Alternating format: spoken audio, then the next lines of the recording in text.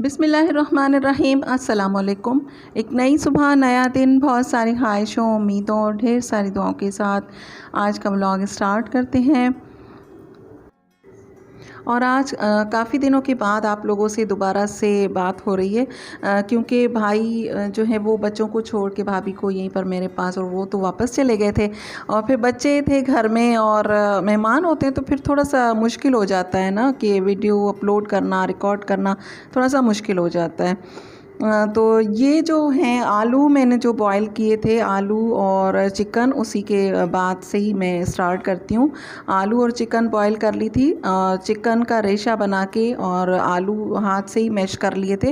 इनको मिक्स कर लिया है और इसमें काली मिर्च ऐड कर दी है, ये कुटी हुई लाल मिर्च, नमक, थोड़ा सा चाट मसाला और हरा धनिया और हरी मिर्चें चॉप कर ली हैं और ये इसमें ऐड कर लिया है और इसको मिक्स करके अच्छे से, इसमें और कुछ भी नहीं जाएगा। नगेट्स में ये होता है कि खाली चिकन होती है और उसमें ब्रेड जो है वो डाल देते तो वो उसका तो टेस्ट ही अलग होता है। और ये इस तरह से अगर बनाते हैं और इसको शेप जो है वो मैंने दे दी है नगेट्स की, आगे चलकर आप लोग देखिएगा किस तरह से ये फ्राई होते हैं, बहुत अच्छे लगेंगे। और यहाँ पर जो है ये ब्रेड क्रम्स के लिए मैंने जो पुरानी ब्रेड जो बची हुई होती है, जो नहीं खाता कोई भी, तो वो ब्लेंडर में डाल के और उसको थोड़ा सा चला लिया तो ब्रेड क्रम्स आराम से बन जाते हैं।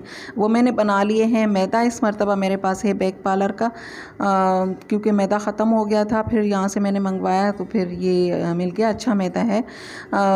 वो ले लिया है। और यहाँ पर मैंने ये जो है शामी कबाब की एक तो शक्ल दे दी है, उसको शामी कबाब की तरह के बना लिए, कुछ नगेट्स की तरह के बना लिए। टेस्ट अच्छा होना चाहिए। फिर तो बस इसको पहले मैदा कोट कर लिया, इसके ऊपर मैदे में इसको कर लिया, उसके बाद फिर अंडा, फिर ब्रेड क्रम्स और सब इस तरह से बना के पूरा जितना भी है उसको बना के, और 2 ट्रे तकरीबन काफ़ी सारे बन गए थे। मैंने फिर इनको फ्रीज़ कर लिया और मेरा जो तजर्बा है अपना, तो थोड़ी देर के लिए इसको फ्रिज में रखें, 2-3 घंटे के लिए, उसके बाद फ्राई करें तो बहुत अच्छे बनते हैं। लेकिन इसको फ्रीज़ करें बिल्कुल 1-2 दिन बाद जो है ना, वो मेरे ख़्याल में इतने अच्छे नहीं बनते, क्योंकि आलू है ना, आलू फिर उसके वो आजकल सीज़न भी ऐसा है आलू का कि आलू इतने वो अच्छे नहीं आ रहे, थोड़े मीठे से और पकाने में भी थोड़े से हैं, तो रखने से ना वो पानी छोड़ना शुरू कर देते। तो फिर फ्रेश बनाएं, फ्रेश ही यूज़ करें, लेकिन बनाने के बाद थोड़ी देर के बाद फ्रिज में ज़रूर रखें, उसके बाद इसको फ्राई करें, क्योंकि जो अंडा, मैदा और ब्रेड क्रम्स जो हैं वो अच्छी तरह से जम जाएं उसके ऊपर, उसके बाद फिर इसको फ्राई करें। और दूसरी बात कि इसको जब मैंने डीप फ्राई किया, मेरे पास थोड़ा सा ऑयल था पकोड़ों का, उसमें मैंने जब फ्राई किया तो अच्छे फ्राई नहीं हुए थे। मैंने जब नॉन स्टिक में और थोड़े से कम ऑयल में इनको फ्राई किया तब ज़्यादा अच्छे बने। तो ये मेरा पर्सनल एक्सपीरियंस, इस तरह से मैंने सारे जो हैं वो कोट करके बना लिए। एक मरतबा ही टाइम लगता है, उसके बाद तो फिर आसानी हो जाती है। और 2-3 दिन तक हम लोगों ने ये फ्राई किए और बच्चों को बहुत पसंद आए। आप लोग ज़रूर ट्राई कीजिएगा, अच्छे लगेंगे। और रेसिपी पसंद आए तो अभी से आप वीडियो को लाइक ज़रूर कर दीजिएगा और शेयर कीजिए अपने, आपके जितने भी कॉन्टेक्ट्स हैं, दोस्त हैं। अगर आप लोगों को मेरी रेसिपी थोड़ी सी भी अच्छी लगी है तो लाइक कर दीजिए और चैनल को सब्सक्राइब भी कर दीजिए अगर अभी तक नहीं किया। तो बस यहाँ पर मैं इनको फ्राई कर रही हूँ। इस तरह से फ्राई करने में ये बहुत अच्छे बने, और जब मैंने डीप फ्राई किए ना तो अच्छे नहीं बने थे, मतलब सॉफ्ट हो गए थे, खुल रहे थे ना। और ये देखें हल्की आंच पर मैं फ्राई कर रही हूँ, तेज़ आंच पर नहीं करना है, तेज़ आंच पर ये जल्दी जल जाते हैं ऊपर से ब्रेड क्रम्स जो है ना वो। और आलू हैं तो फिर उनको थोड़ा सा हल्के हाथ से पलटना भी हल्के हाथ से है और फ्राई भी कम करना है। तो इस तरह से बने और शाम की चाय के साथ ये बहुत अच्छे, बहुत टेस्टी लगेंगे। और ये जो डिप मैंने बनाया है, ये केचप और मेयोनीज़ जो है उनको मिक्स करके और इसके लिए ये बना लिया है। इसके साथ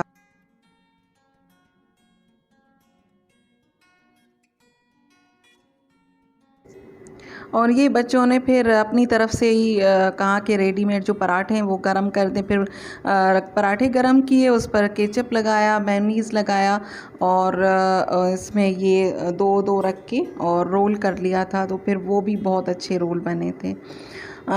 इसके बाद ये फिर भाभी जो है वो मेरे साथ हेल्प करवा रही हैं, क्योंकि कपड़े इतने जमा हो गए थे, मैंने कपड़े धोए और फिर वो कह रही थी चले मैं तय लगा देती हूँ, क्योंकि बड़े बड़े इस्त्री के इंतज़ार में वो कपड़े जो है ना उनमें से वो जो है वो धुलने की खुशबू ख़त्म हो जाती है, ऐसा लगता है कि धुले ही नहीं है। तो मैं कह रही थी कि मैं यहाँ फ़ारिग बैठी हुई हूँ तो मैं तय कर लेती हूँ। मैंने कहा चलो ये आप कर लो। तो बैठकर वो मुझसे बातें भी कर रही हैं और कपड़े भी तय लगा रही। कपड़े तय लगाना मुझे इतना मुश्किल लगता है, जितने भी मैं काम करती हूँ ना सारे घर के काम मुझसे करवा लें, लेकिन कपड़ों के लिए फिर बैठकर एक जगह पे उनको तय लगाना बहुत मुश्किल लगता है।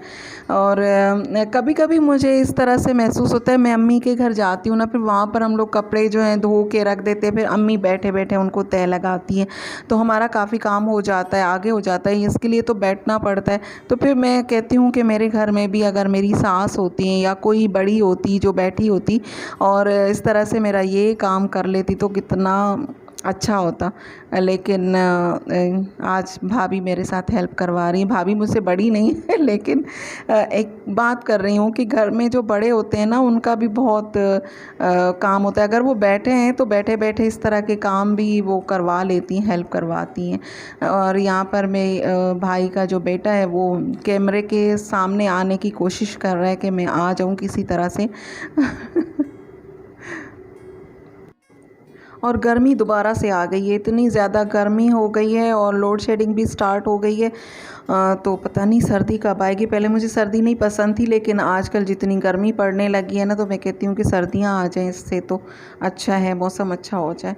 और ये शाम का टाइम है, मैं बना रही हूँ केक बना रही हूँ, सिंपल जो टी केक होते हैं शाम की चाय के साथ। वो इतनी बेकिंग तो मुझे नहीं आती, लेकिन हल्की फुल्की सी इस तरह के सिंपल जो केक होते हैं वो बना लेती हूँ। तो बच्चों के लिए बना रही हूँ। इसके लिए 3 अंडे मैंने ले लिए हैं इस ब्लेंडर में, और इसमें चीनी जो है वो मैंने डाल दी है, उसको चलाऊंगी ब्लेंडर के साथ। और अगर हाथ से कर रहे हैं, बीटर के साथ बीट कर रहे हैं इसको, जो हाथ वाला होता है उसके साथ, तो चीनी इसकी जो है वो अंडों के साथ बिल्कुल मिक्स हो जाए और इसका लाइट कलर हो जाए तब तक इसको फेंटना है। बस ये हिसाब रखना है और इतना कोई इतनी लंबी चौड़ी कहानी नहीं है, इस केक में आराम से बन जाएगा। अब इसको मैंने फेंटा है इस हैंड ब्लेंडर के साथ, लेकिन ये जो मशीनें होती हैं ये गर्म हो जाती हैं।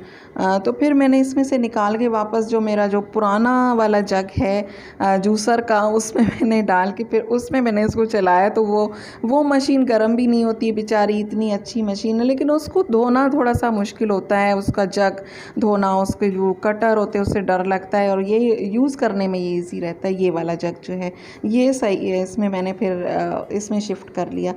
और इसमें अब डालूँगी ऑयल। मैंने ले लिया है मतलब 3 हिस्से 1 कप का 3/4 जो कहते हैं वो ऑयल ले लिया है। मतलब 1 कप है उसमें थोड़ी सी जगह छोड़ के, और बाकी भरा हुआ जो कप है वो ऑयल का ले लिया है। आधा कप दूध ले लिया है और उनको अच्छे तरीके से मैंने फेंट लिया।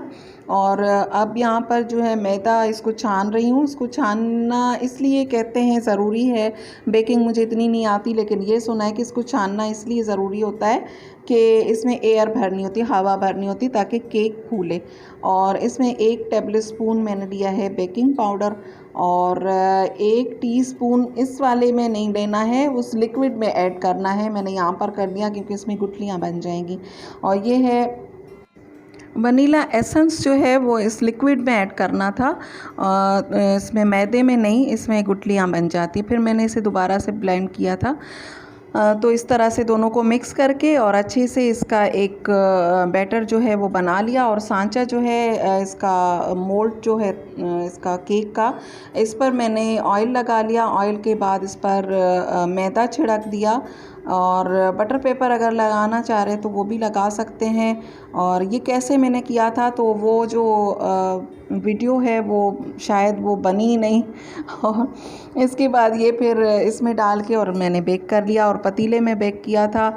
और ये मुझसे जो वीडियो जो मैंने बनाई थी वो सारी मुझसे मिस हो गई हैं, पता नहीं बनी ही नहीं। तो केक बनकर अब तैयार है।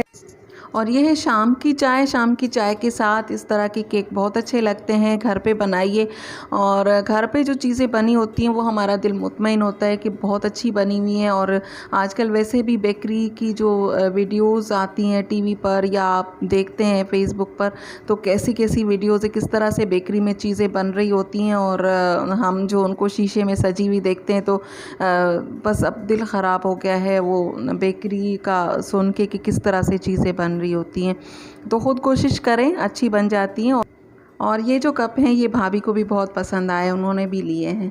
और आज की वीडियो यहीं तक। आप लोगों को थोड़ी सी भी पसंद आई हो तो लाइक कीजिएगा, शेयर कीजिएगा, सब्सक्राइब कीजिएगा मेरे चैनल को। दुआओं में याद रखिए अपना और अपनों का बहुत सारा ख्याल रखिए। अल्लाह हाफ़िज़।